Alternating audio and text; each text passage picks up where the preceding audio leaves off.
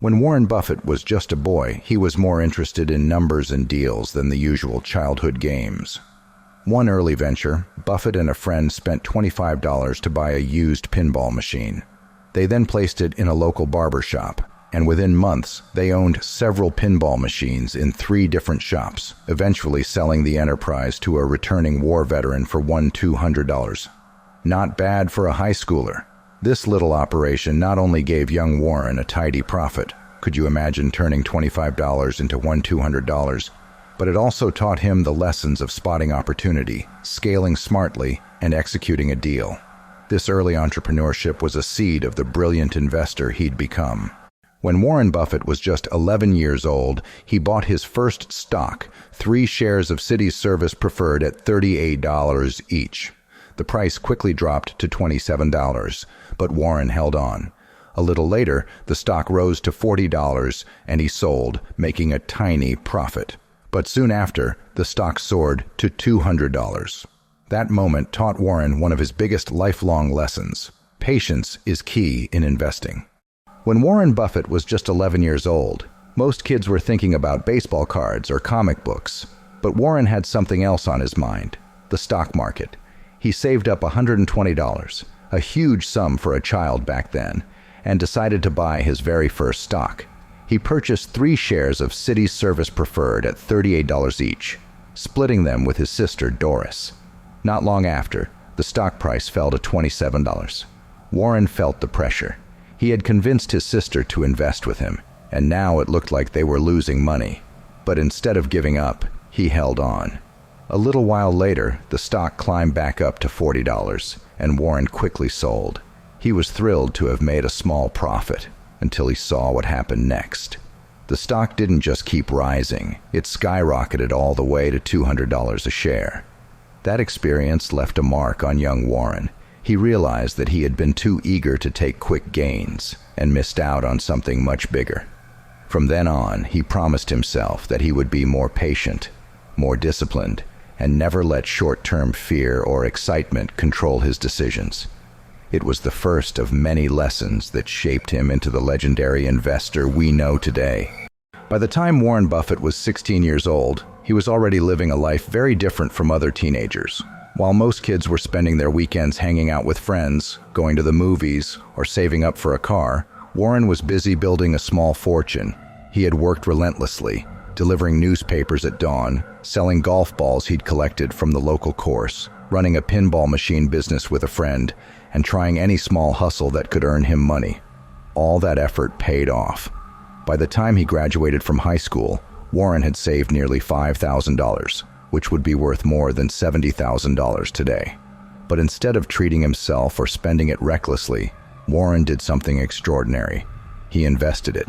With his savings, he bought a 40-acre farm in Nebraska. He didn't farm it himself, but instead, he rented it out to a local farmer. Month after month, Warren collected rent checks while still in high school. At an age when most teens were asking their parents for spending money, Warren had created his own stream of passive income. This wasn't just about money. It showed the way he thought. Even as a teenager, Warren understood the power of long-term investments and the importance of making your money work for you. That farm became more than just land. It was proof that discipline, patience, and smart investing could turn a teenager's savings into something lasting. Looking back, Warren often said that these early experiences gave him the confidence to keep investing and reinforced a lesson he would preach for the rest of his life. True wealth grows slowly, steadily, and with patience. At 19, Warren Buffett was already fascinated by money, not in a greedy way, but as a puzzle to be solved. While most of his classmates at the University of Nebraska were focused on parties, football games, and exams, Warren was thinking about profit margins and customer psychology. One of his early ventures involved selling Coca-Cola and chewing gum door-to-door in Omaha. It wasn't glamorous. He would rise early, strap on a small satchel, and walk the quiet streets of his neighborhood. Each house was a potential customer, each knock on the door an experiment in persuasion. But Warren didn't just sell. He studied. He observed which houses bought quickly, which ones hesitated, and which products people liked best. He noted how much time he spent on each sale, how many attempts it took to make a sale, and even how the weather affected demand. He also kept meticulous records. Every nickel and dime earned or spent was logged in small notebooks. If a pack of gum cost him 5 cents to buy and he sold it for 10, he didn't just record the 0.05 profit. He analyzed whether it was worth the effort to repeat the sale in that neighborhood. One day, a neighbor who was skeptical about buying gum from a young man at the door challenged him. Instead of feeling discouraged, Warren smiled, offered a friendly demonstration of the products, and even threw in a small discount. The neighbor bought 3 packs instead of 1. Warren learned an early lesson in negotiation, persuasion, and customer service, skills that would later help him manage partnerships and companies. By the end of each week, he tallied his earnings and looked for patterns. He realized that persistence paid off, and smart planning could turn even a modest investment into a steady profit. More importantly, he was learning the principles of business practically: inventory, pricing, customer psychology, and the joy of seeing effort turn into tangible results. Warren's parents watched with amusement and pride. They often teased him for his obsessive note-taking and endless calculations, but they also saw that their son was building a foundation far beyond his years. At 19, he wasn't just a student. He was a young businessman in miniature, experimenting with real money, learning lessons that no classroom could teach. This small venture, selling Coca-Cola and gum, may seem trivial, but it encapsulated everything Warren would later preach about business and investing: patience, observation, discipline, and the relentless pursuit of knowledge. After graduating from Columbia Business School, Warren Buffett returned to Omaha with a determination to start his own investment business. Using $105,000 from family and friends, he founded Buffett Partnership Limited. What's interesting is that his approach was very disciplined even at a young age. He studied the companies he invested in intensely, reading annual reports and financial statements cover to cover, something most people his age didn't bother with. In one early deal, Buffett noticed a small textile company selling at an unusually low price relative to its assets. Instead of rushing in, he sent letters to the company management, asking questions that were so detailed they were almost intimidating. His patience paid off. He eventually acquired shares at the right price and later made a solid profit, reinforcing his philosophy that it wasn't about hype, it was about value. In his mid-20s, Warren didn't just stick to stocks. He also explored real estate. He purchased a small duplex in Omaha as an investment. Most young adults would have seen this as a place to live or flip for a quick profit, but Buffett treated it like a small business. He carefully calculated the mortgage, maintenance, taxes, and rent potential, treating numbers as seriously as a balance sheet. He later said that owning this property taught him as much about cash flow as reading financial reports. Every late-night repair, tenant negotiation, and rent collection helped him develop a business mind that would guide him for decades. One of Buffett's famous early investment experiences was with the Sanborn Map Company. This was a company that made detailed maps for fire insurance companies and was deeply undervalued because no one realized the real value of its assets. Buffett, now a young adult with some capital from his partnerships, realized that the company had much more value than its stock price reflected. He faced a dilemma. Should he buy aggressively and risk angering the company's management, or stay cautious?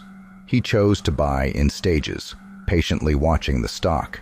This experience taught him a critical lesson about the importance of patience and understanding a business's intrinsic value, lessons that would define his career. Even as a young adult, Buffett's habits were unusual. While many in their 20s were socializing heavily, Buffett spent a huge portion of his free time reading financial reports, business books, and even industry-specific manuals. He was especially influenced by Benjamin Graham, his professor at Columbia, and the author of The Intelligent Investor. He would often write letters to Graham, asking for advice or clarification. Graham became a mentor and later a lifelong influence.